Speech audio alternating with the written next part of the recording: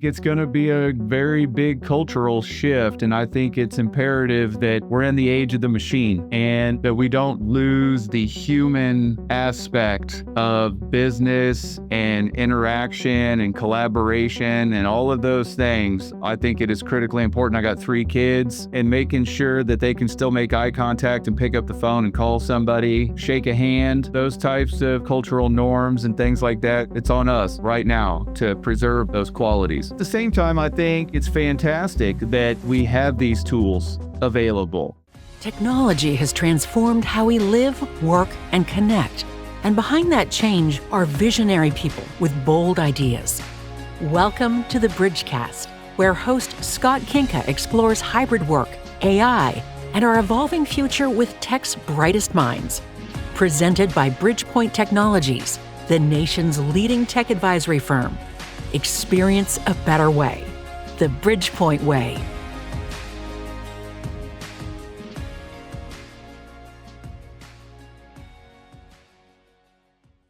Hi, and welcome to the Bridgecast. Today, I am joined by Brian Eichman. He's the Vice President of Business Development and Solution Architecture at CoreSite, a leading expert in hybrid IT, cloud ecosystems, and AI infrastructure. He's also a returning guest. We'll get into that today.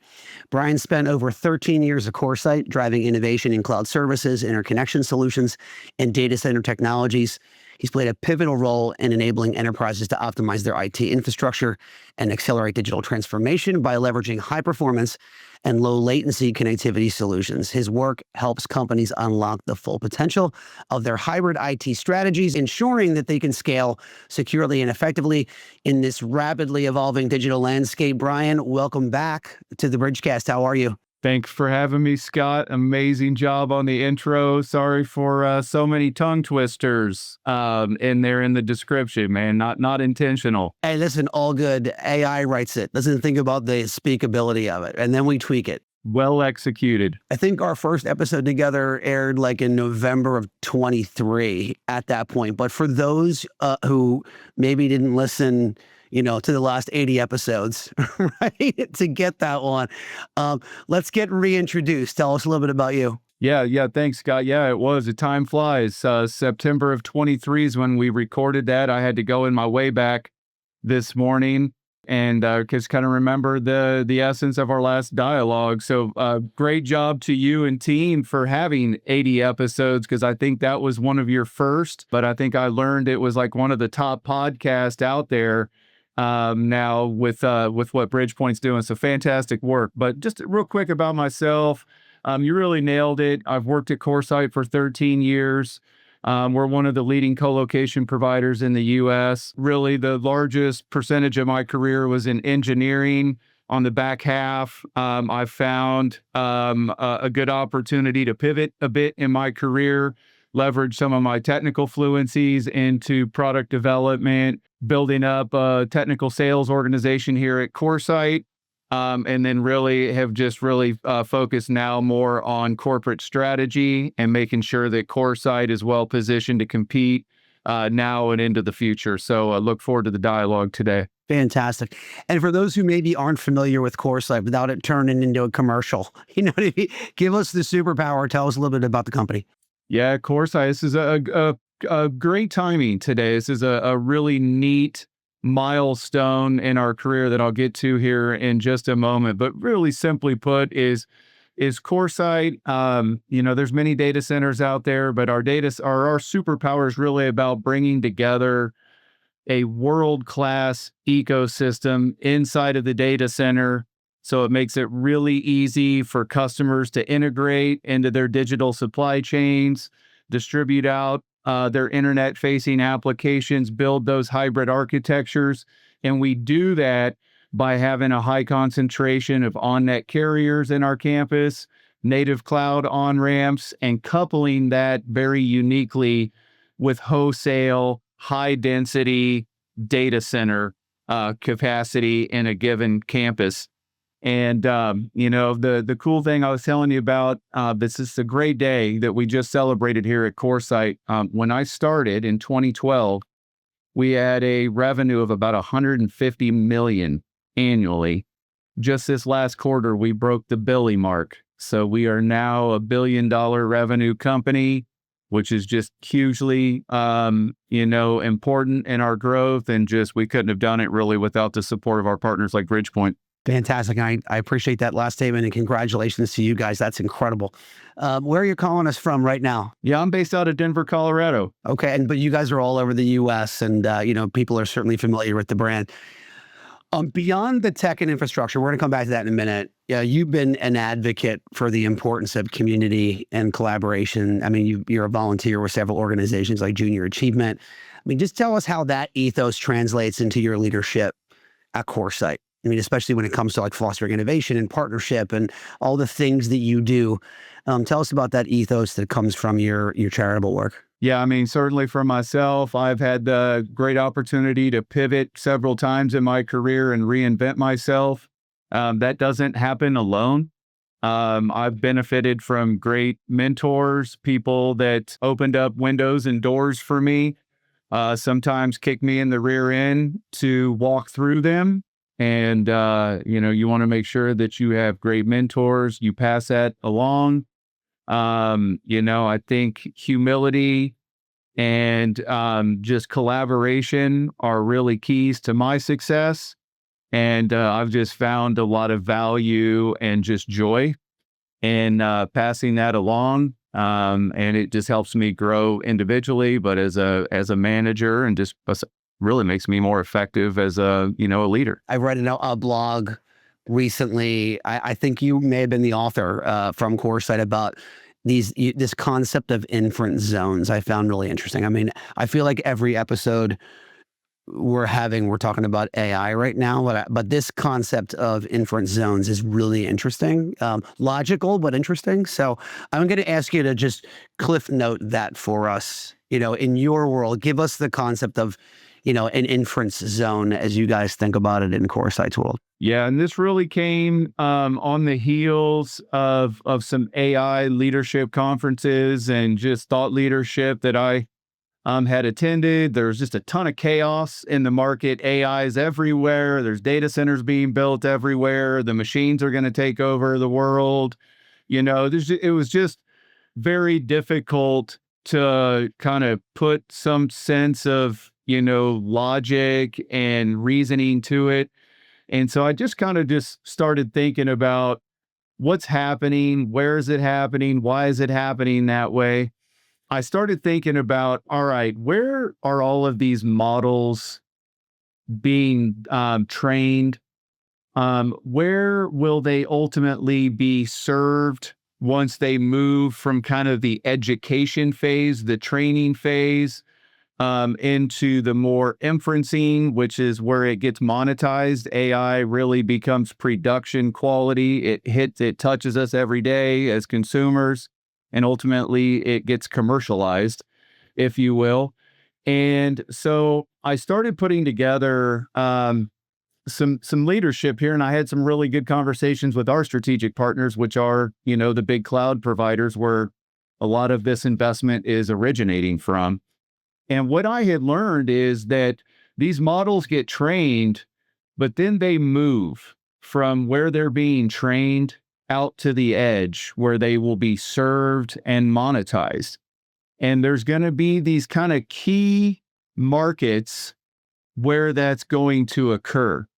And it's really not a huge secret. It's going to be distributed and monetized in major edge markets, right? These are major tier one markets, high concentrations of enterprises, high concentrations of consumers, and where all of that meets internet infrastructure and cloud infrastructure. And so if you just look at how the clouds have distributed their infrastructure, Scott, there are clusters that kind of concentration of cloud infrastructure in certain key markets. We know these as Northern California. We know these as, Chicago, Illinois area, Northern Virginia, Ashburn, Reston, obviously. And that's where all of these clouds are going to start interoperating, right? And so that is the kind of genesis of an inference zone, which is where you can plug in over high-speed, low-latency pipes into all of your models, into all of your data streams, and ultimately deliver out real-time inferencing applications. Got you. And for those, I want to Not sure if that explore was the cliff notes, by the way. I don't know if I've ever been No, that was accused really of. good. But I think there's probably two topics that come out of that, right? One Great. is about more about AI, which I want to just talk about. I'll talk about that one first so we can set the table. And then the second one really is this idea of kind of embracing ecosystem in data center strategies going forward, which is a thing, I mean, frankly, we talked about 20 months ago, right? As a stalwart of the way that you guys work. Like, it wasn't about trying to close off and sell as much space as you possibly can. It was about recognizing that businesses were going to, are going to move where the center of their universe is, right? And hybrid works had a lot to do with that too, right? Move where the center of their data universe is, but ultimately the orbit and the distribution doesn't really come out of your, in many ways, particularly around AI, out of the data center, out of your data center, right? It's a place where data that has to be inferenced, right, ultimately lives, and proximity is important. So, but before we get into that, like the sort of the importance of proximity, can you just, the word inference in the idea of kind of learning through making decisions, right, from an AI perspective, or, I also, inference reference is another good way of looking at it. Like, I give a lot of talks on AI and people are like, the robots are going to take over the world. And I'm like, well, it's designed to be referential, not self-referential, right? Like, at the end of the day, what it is designed to do is put pieces of information together, and that information is in various spaces, and that's where the power comes in. So I think I maybe gave a little bit of a tease, but when you talk about it in terms of AI models working, can you just explain the concept of inference, if you will, and kind of how it works and why it's important? And I'll be candid to you. This is such a complicated technology and topic. For me to be able to get some grasp and kind of understanding of it, I have to simplify it down. And I use analogies a lot in how I explain technology. So here's the one that I've come up with for me to kind of get this understanding is it's kind of a reference to how we go to college, higher ed, to learn, and then what happens after that, right? And you go off to college, right? And this is the training phase of AI, right? You're going out, you're getting exposed to professors' perspectives, you're getting formal education out of books, there's internet research, there's, people that are at your college from all over the world. So you're kind of getting this worldly exposure, right? But that's the training of the AI, right? You're paying, if you will, to go gain that knowledge. And that's kind of where we've been. We've been paying to train these models out, kind of in the middle of nowhere. We buy expensive GPUs to do it, and we consume just a tremendous amount of power and space.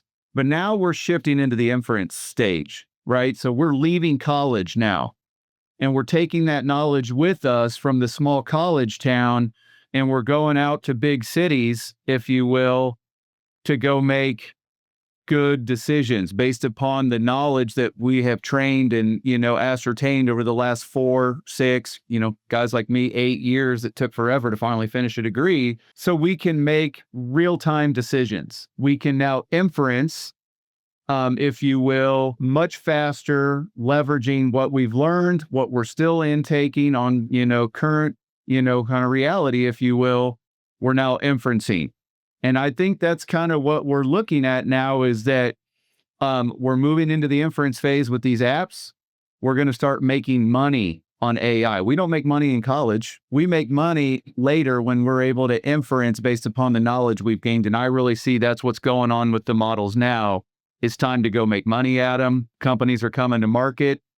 And they're going to start monetizing that knowledge and being able to inference on it. The idea here is that, and I'm trying to contextualize this. So if I get it wrong, please correct me. The idea here is we're probably going to be interacting with these models via UIs that may sit in public, close to the edge, near me as an end user. And then that front end needs a low latency connection back to a model, back to disparate RAG sources of information to leverage against the model, to all these. The idea is we've got to be able to get a front end close to the edge, close to the end user with good speed, good access, a predictable way to collect the rest of the data, to create inferences around, to operate at the speed of consumer. No, I think that's perfect way. I think you and I make a good team, right? Because I'll kind of drag it along and make it a little more complicated. You bring me back down to earth and make it digestible. Think about one of the leading social media apps. How they're serving you content that has been curated based upon your views and your likes, your habits, if you will, and they are leveraging AI and inferencing to curate and serve you content based upon your prior decisions. So what's the message for the listener there, by the way? Like, not everybody has a product necessarily that right now they're thinking about how that's going to be driven via AI. Maybe they just need data center space, or, like, contextualize it into some use cases for me, like the one you just gave, if you would. So if I'm just sitting at home, I'm listening, I'm in the car, I'm on the treadmill right now, and I've got an impending decision potentially to make about a data center or a strategy I want to build over the next couple of years. Give me some of the use cases you've seen where these inference zones kind of really matter. And we are seeing this, right? This is, not just a thesis. This is rooted in, customer deployments and interactions that we're having. From an industry perspective, financial services is leading the charge for inferencing, quant trading specifically. Probably the fastest growing kind of segment inside of CoreSite is the financial services sector. I would say from there, we're looking at media and entertainment, specifically gaming, is being a major adopter of this. And then lastly, I would say social media has been kind of the other component of that. I think healthcare is going to starting to move in a little bit, but really FinServe, gaming, and then social media have been the three. Super interesting. And then I guess when I think about it from an inference perspective, this isn't just about data centers or public clouds, right? I mean, this is about network, it's about edge, it's about security. Like, if I'm planning this overall, and frankly, it's about work from home, it's about where workers are. I mean, it's changed. We've changed very broadly in the last 5, 6, 7 years. That's a lot to tackle at one time. I think from an architectural perspective, like for some of our listeners who might be thinking about, we're very used to, I'm making a data center decision, I'm making a cloud decision, I'm making a network decision, I'm making a security decision. Super siloed. It feels like we won't be able to do that anymore, right? Or at least it all needs to be considered at the same time. What kind of advice do you have for IT leaders who are thinking about the next generation? Let's just take of their infrastructure in general. It could be any one of those categories. What's your advice for them for future proofing and making sure that, if they're not addressing every decision at the same time, they're certainly ensuring that they're not making a siloed decision that will later affect their ability to build, a meldable infrastructure for the business to support some of the use cases you're talking about? Yeah, no, great question. And, what I will say is, first off, I want to validate they're doing it much better than they had, right? They've really, IT leaders are being much more comprehensive and taking more of an integrative kind of view of their kind of tech stack and overall IT strategy and how that rolls up into corporate level strategy. And I think hybrid IT really is what set that foundation, is that we've been living in this hybrid model. We've learned some lessons along the way about being cloud smart, how data center co-location fits into that strategy and allows us to be very nimble with how we deploy technology and applications. So I think we've got a great foundation that we're starting on, much better than when we spoke 20 months ago. And we've done some research. One of our major research pieces every year is our State of the Data Center report. We go out and survey about 300 CIOs about a variety of topics. And, hybrid, cloud smart, multi-cloud, right, connectivity. These are core concepts now that, are central to kind of their domain now. They're not new concepts to the CIO. So I do think we're doing a better job there. But what I would say that lessons to be learned, things to be mindful of and considerate of is we've learned from our past about one strategy is not the ultimate way forward. It is being very diligent about how you deploy your apps, where they are deployed, who they are deployed with, integrating them together, be flexible, choose the best fit, not the best price. And it's going to be a comprehensive mix of technologies that's going to help you solve all of this.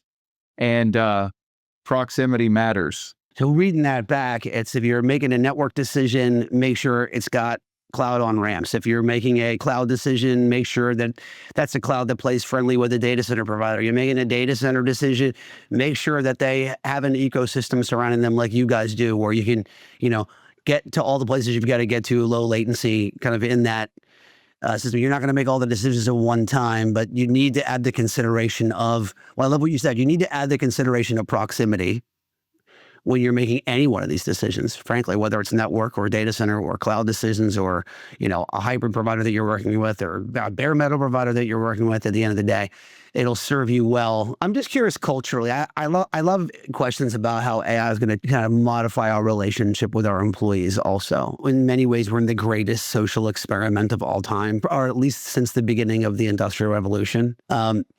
We paid for hours in hard labor, now we're paying for hours largely in soft labor, but it's still like, how many hours is your butt in a seat or online? And that's how I value you versus an output, and AI is supercharging that. So as you think about all of this that's happening right now, tell me how we think about kind of the different role of humans, right? And the employee human relationship in work over the next handful of years. And are our systems prepared for that? I think it's going to be a very big cultural shift. And I think it's imperative that we're in the age of the machine, that we don't lose the human aspect of business and interaction and collaboration and all of those things. I think it is critically important. I got 3 kids.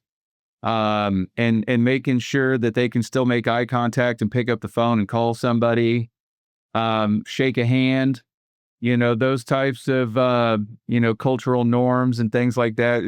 It's on us, right now to preserve those qualities. But, at the same time, I think, to your question I think it's fantastic that we have these tools available and, the smart use of AI to make us more effective and more efficient. That is the intent behind AI in machine kind of augmentation. And it's sometimes I would have to agonize writing an email or, I think I've told you before, I coach, like thinking about, I got to write this weekly email about what practices we've got going on, and we've got these games, and make sure Jimmy's getting the right amount of rest and you're eating right and blah, blah, blah, blah. It's much more efficient for me sometimes to go to AI and say, hey, I need you to draft a letter for me that has this information in it, and it's to some soccer parents, and it is brilliant. And it comes out and you're like, all right, that's a little too formal. Make it a little more folksy to match kind of how I am. And then it rewrites it in 3 seconds. And I'm like, right on. I'm going to make 6 or 7 tweaks on that. I'm good to go.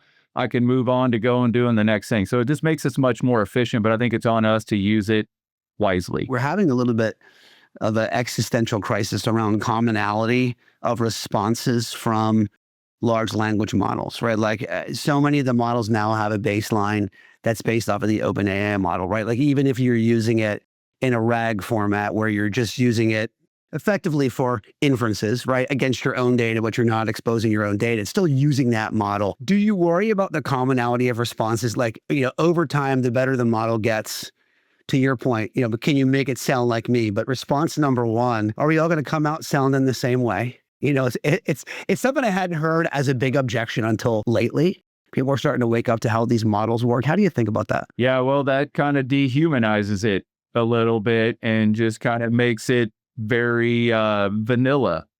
this isn't my prediction if you ask me one for today, but I do foresee that there will be a new domain or element that can get added into AI as it gets more enhanced and sophisticated that adds some sense of personalization to it, right? I do think it's like this whole other dimension that I think AI will evolve into that does make it more human-like and not so machine-like. And that's terrifying that at some point it will become no longer a 3D model, that now we're talking the fourth dimension, if you will, and that's like human-esque. Weeks ago, and one of the presenters built in an agent on the call in 2.5 minutes, right? And he was having some fun with me. He called it the Scott bot. But if you just think about it from a sourcing perspective, right? Like, it's all about how well you write your prompts and what it is that you're doing. He basically said, like, I need a bot on Scott. What did he turn it to? He turned it to the website where the transcriptions of all of the 80 plus episodes are. So it's got 80 hours of me content. And it was like, make sure you sound like Scott. You know what I mean? It is sometimes snarky tone. And the reality of it is, okay, I mean, it kind of worked. You know, it was sort of funny, and it was, 2.5 minutes to build it and a couple seconds to process, and boom, like there it was. It is amazing. But these are the things that I worry about as I think about it. Before we jump into the fun, Brian, I need a piece of advice. No, if you're meeting, you're at the bar, you've met some IT guy, you got literally 30 seconds, you're clanking glasses, and he's like, you're a smart guy. Tell me one piece of advice for this year, and with everything going on, that I should be focusing on. What would you say? I would say align yourself with smart partners and look at the comprehensive strategy, the kind of end-to-end solution that you're looking at. Don't silo 100%. These things are all interconnected with one another. Nothing's a silo anymore, my friend. All right. No, listen, I appreciate it. This was super great. I hope you don't mind. I'm going to use inference zones in my daily speak. I'll credit you when I do, but I think it's going to take off. I like the description. It makes a ton of sense as we go through that. Let me soft land you into some fun here with staying slightly on topic. Give me a contrarian opinion about everything that's going on in AI and infrastructure and hybrid work that you feel like you hold dear, but you feel like other people would not agree with you on. Be controversial for me. That we've overbuilt, that we're in a bubble, and this will go away. Interesting. And you believe that, or you think or you're positing it as a possibility? I think it's a possibility. I don't believe it, but I do believe the hype train is in full effect right now. I think there will be some rationalization. Are we doing cloud all over again right now? Go get some. I like to think of waves. We did internet. That was the first big wave that probably started you and I's career. Cloud was like the one that kind of projected us. And now we're in the AI wave. And in each one of those, there was always the hype was early on, and it was big, and it rationalized a little bit. Totally. Makes sense. Some of these questions but since it's 20 months later, I want to update them. What are you reading right now? When we last talked, you mentioned coaching. You were telling us how much of a student of the game of soccer you are. Is that still dominating your reading, or is there something else that you'd like to recommend to the listeners? Kids athletics are always a big part of my life, but I just finished a book that was really cool. I think it ties well into our industry, telecommunications. It was a book called Artemis. It was by an author named Andy Weir.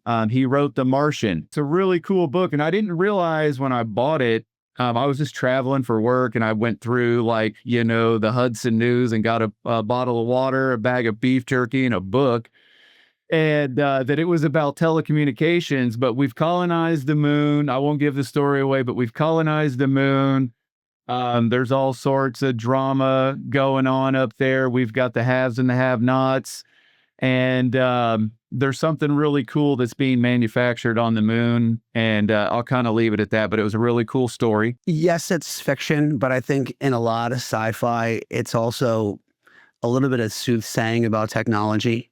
I mean, was in a conversation at an event a week ago, and somebody raised their hand and they were like, well, every time somebody asks AI about how to keep the world green or how to ensure our survival, they answer, kill the humans. Like, why is that? Why does AI want us dead? Like, and my answer was, these are large language models. They've been informed on the script of every sci-fi movie that we've been watching. So why are you surprised, right? It's kind of this idea, like you're thinking about that now. I mean, I wonder how much of the eventual colonization of the moon and the concepts and the concerns that people have will flow from media that's coming out now. A lot of technology began in a fiction story somewhere, and 15 years later, here we are, right? I always use the example, like Asimov wrote the 3 laws in iRobot in like the 40s. You know what I mean? I think it was, or early 50s. And they're reasonably pertinent today, by the way. I'm a movie guide. And that movie's kind of an acquired taste. I think a lot of people aren't a huge fan of iRobot. I personally love it. Yeah, me too. Fantastic. All right, 2 more. I asked you for an end of the world app last time. I said, or maybe I didn't. Is this looking surprising? Like, feels vaguely familiar. The dystopian future hits us, and you have one app working on your phone, and the fact that our producer didn't share with me, maybe I didn't ask you the question. What would your app choice be? I don't know if this is like a good one or embarrassing or what, but I like to play spades, and I think card games are a lost art. Like, nobody plays card games anymore. I play spades on my phone because I can't get anybody else to play with me live, at the kitchen table. So I want spades. All right. I love that. I mean, listen, if in your end of the world, you're alone in a cave, at least you'll have something to do then, right? So good to go. All right. Now, shameless prediction. I got to have some fun with you though, because the last time we talked, it was November of 23. And I think your prediction was the Chiefs, who you're a Chiefs fan, right? The Chiefs will win their next game, was all you said. You said, I'm not committing to another Super Bowl at this point. As our fans know, and you probably know from then, I am also an Eagles fan. So I don't know that this is as much a question as a small opportunity to gloat. It's over now. What is your shameless prediction for the next 12 to 24 months? And do you care to double down on any kind of NFL type of prediction? I did go back. Told you I was in the way back. So just to be clear, we actually recorded this last time on September 20th. Of 23, and the Chiefs did win our next game. We did lose to the Eagles that year in the regular season, but we went on to win the Super Bowl. Okay, but you guys absolutely destroyed us last year. Congrats to you. All good. Now, for my prediction this year, I think T Swift and Travis Kelce, they become, maybe husband and wife. Tie the knot. All right. I like it. Well, anyway, that's so fun. Jason Kelce lives around the corner from me at the beach at the Jersey Shore. So we don't see T Swizzle because she doesn't come. It would be a craziness, but he hangs out on the beach and throws bags right around. So all good, man.